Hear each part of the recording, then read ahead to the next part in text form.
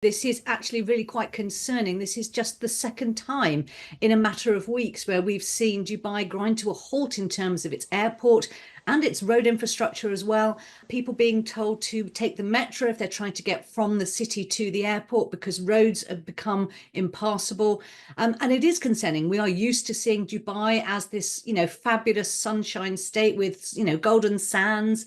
And the issue, I think, here as well is that I think for some British travellers, they're going to be caught out by not travelling with an EU airline or a UK airline, or not travelling via a UK or EU airport. And because the same passenger rights don't actually come into play if you look at an airline like Emirates, the biggest airline in Dubai. They don't have the same rights then as if you would do if you're flying out of the UK or on a UK airline. It's not just those trying to head to Dubai. What Emirates have done have made, transformed Dubai Airport into this major hub. It overtook Heathrow a couple of years ago as a major hub airport. So people are flying to and from other parts of the world, very much long haul parts of the world, via Dubai. So when you see these kind of cancellations and delays that we've had due to the weather, it's very concerning because people potentially could become stranded places. We don't have the same rights if you're not flying out of the EU or UK, or you're not on an EU or UK airline. The passenger rights are very different then. So you're going to be relying on your travel insurance. Another reminder, it's always a good idea to make sure you've got travel insurance, whatever kind of trip you take, but particularly if you're going to be flying long haul. Obviously, the weather we've seen over the last few weeks has been unprecedented. 2 weeks ago, more rain fell than at any other time in recorded history in Dubai, up to a year and a half's rain in just a couple of days. So this is obviously going to overwhelm many countries, but in a country like Dubai, where the systems were never built in place to cope with large amounts of rain. Here, us in sunny, England, we do have all of the systems in place, major drainage systems in place to make sure that we can cope with those rains that come very often. Somewhere like Dubai, they don't have that thing. So what we saw in the last few weeks was, shopping centres being flooded, roads being flooded. And it is very concerning that anyone who's looking to go, I would just make sure that they are keeping in touch with their tour operator or their airline all the time.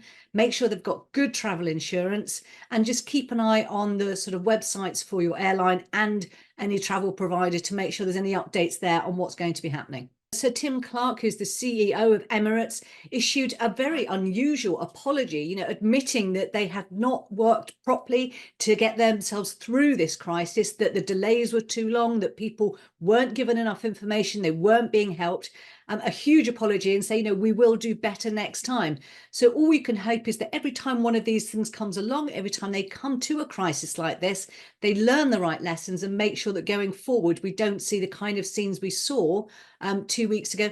In that case, it was over 200,000 people affected by the fact that the flights have been cancelled. Over 1,500 flights were cancelled. And again, for a lot of people, it's because they're flying long haul. They're using Dubai as a hub to fly from Europe to Asia to Australia. So it really is quite serious if you are then found, that your flight is cancelled. Lots of people found they have problems with their luggage going missing as well. So again, make sure that you're sort of double checking your travel insurance, that you've got everything you need for that. And if I was traveling as a couple, I think definitely the one thing I would say is split all of your clothes, all of your possessions between the two cases. Don't have a case each. Split of all of your possessions. So if one case does go missing, at least you've still got the other one and everyone's still got something to wear. Dubai has always been this very reliable winter sun destination.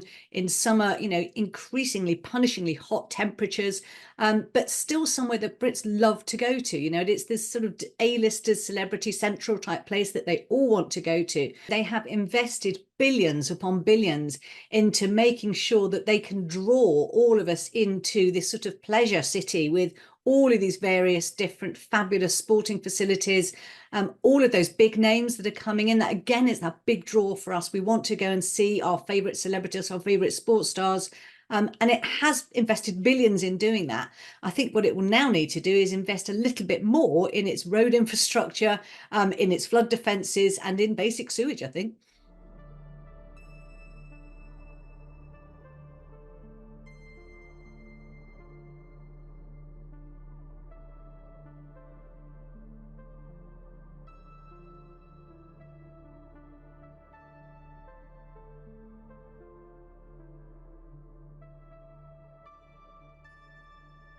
There's several ways of approaching cloud seeding, but the normal approach is you take a plane up and you spread salts in clouds that might be active, but you suspect will not produce rain. So in arid regions like the Middle East, like the Emirates particularly, they have an operational cloud seeding program, and what they try and do is they try and target certain clouds that they think might be sensitive to cloud seeding, but that they predict would not produce any rain. And so they fly out and hope to induce rain in those clouds. Any small additional rain that they get in those areas is going to be beneficial, of course, for them. You should realize that cloud seeding operations as they happen now, in fact, they always say the effects are very hard to measure. In some sense, it's not even very clear whether they are very effective at all. They do invest money in it in countries like the Emirates simply because any small improvement is going to be of massive benefit for them. But it should be said that the effects are local in time, local in space. We're not talking about weather modification here. Perhaps that's the kind of thing I should say. In the 1950s or 60s, people were still talking about changing weather systems and then sort of doing stuff to the weather. Cloud seeding is not like that at all. This is literally trying to target a localized cloud in order for it to produce rain, because it might otherwise not produce rain. It's a very local, small-scale event. Any effects will, if they occur, any effects they will peter out within an hour or something like that. I could fairly say somewhat limited effectiveness, limited in the sense that the effects are hard to measure. And from that point of view, it's hard to conceive what goes wrong. People are concerned, for example, about the salts that are being spread around.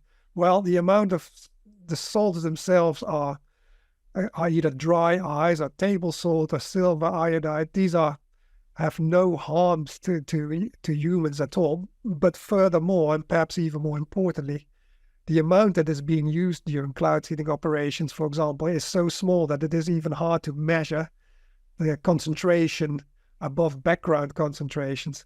So that's an example of where people have this idea like, oh, you're sort of messing around with climate, you're chucking all kinds of stuff in the environment. It's, this is not at all the level or the scale at which we're dealing with here at all.